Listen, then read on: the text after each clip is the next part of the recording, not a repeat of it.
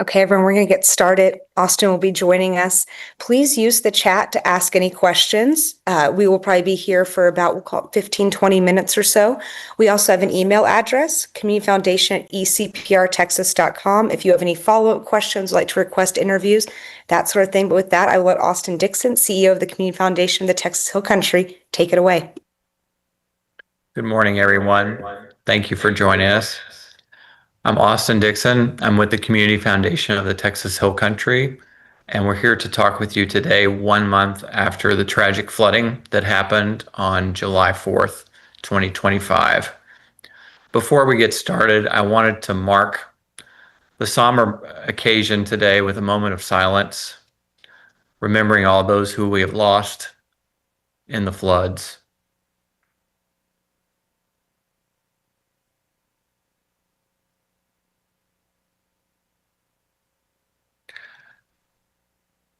I think in the past few days and few weeks, everything has been so busy for so many people as we adapt to new circumstances. And one of the things I've seen personally is how much neighbors love each other and have been supporting each other in this community. After this press conference today, I'm leaving to go to a funeral of some local friends, and I'll be joined by many other people locally who will be grieving, but also celebrating the life of the community as a whole. And I think this has been, the past month, a time when so many people in our area have wrapped their arms around each other and supported people in so many ways, some I've never imagined before.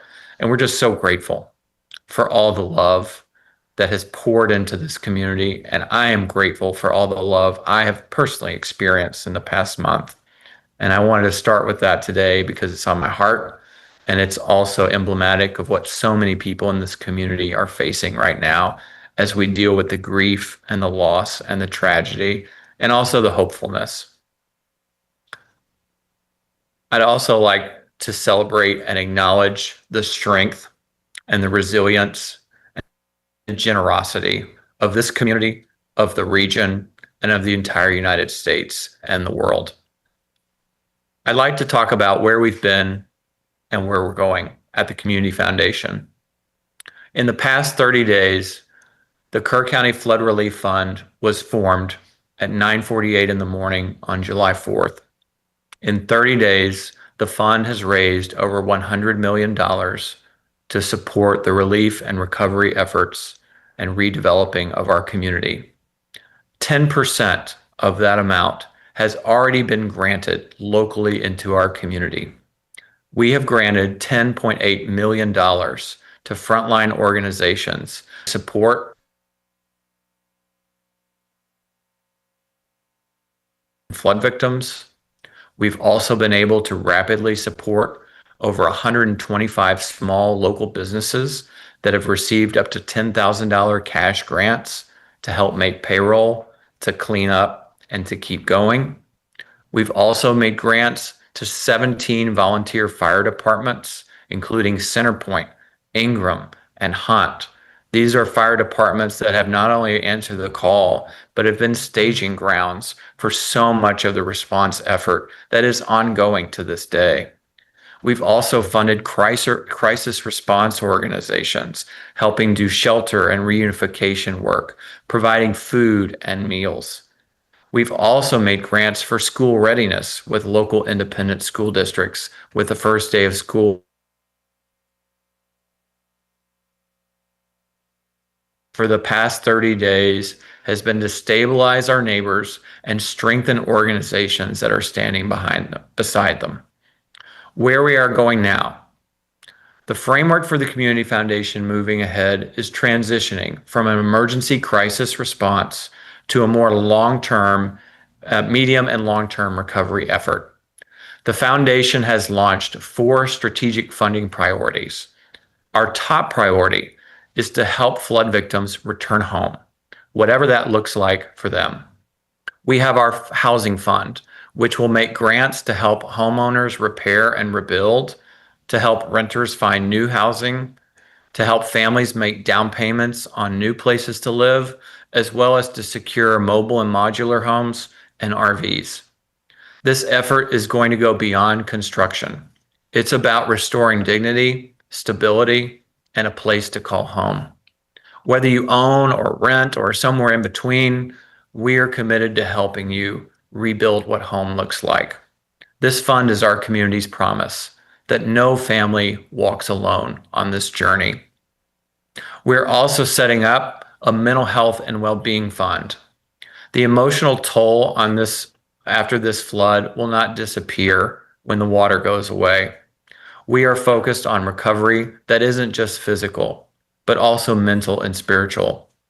The Mental Health and Well-Being Fund will support healing in spaces like schools and wherever we process grief and rediscover hope and joy again. Our third fund will focus on economic recovery and quality of life. The heartbeat of Kerr County is found in local businesses, theaters, coffee shops, gathering places, and this fund will support not just economic growth and development, but daily rituals that bring us joy and connection. We're not just helping businesses reopen, we're helping our community feel like home again. The fourth fund is our Future Resilience and Long-Term Needs Fund. Recovery doesn't just stop with what we see before us today. We're building for tomorrow and the years ahead. The infrastructure, the environment, the preparation that ensures that we are protected in the future. This fund will help us rise stronger and smarter and more united as a region. When the spotlight fades, when the headlines go away, the Community Foundation and this community will still be here, and we will have to meet those long-term needs. These efforts will all be guided, all four funds, by 4 local advisory councils. Each fund will have trusted community leaders, including builders, educators, therapists, business owners, and pastors that ensure funding decisions are informed, thoughtful, and grounded in the needs of those who are directly impacted. The most important thing that we need everyone to know is how you can get involved. What we have built is rebuildker.org. You can visit that website and you can complete our needs assessment. If you have been impacted by the floods in some direct way, we need you to complete that needs assessment. If there's only one thing you take away, it's that needs assessment must be completed by everyone that was affected. We know there's lots of forms that people have to fill out, but this is one that's really important. It's a way to directly communicate your needs to the Community Foundation and its partners.